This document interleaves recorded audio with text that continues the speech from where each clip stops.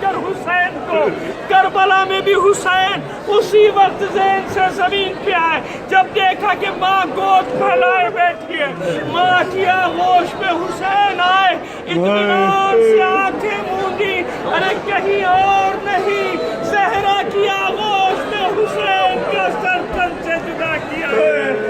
لعنت اللہ علی القوم الظالمین،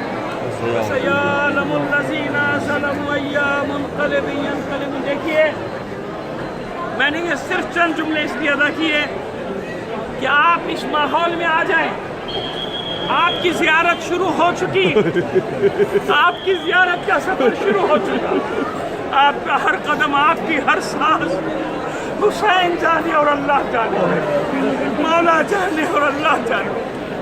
عباس جانے، ایک دوسرے کے لیے دعائیں مانگیے گا۔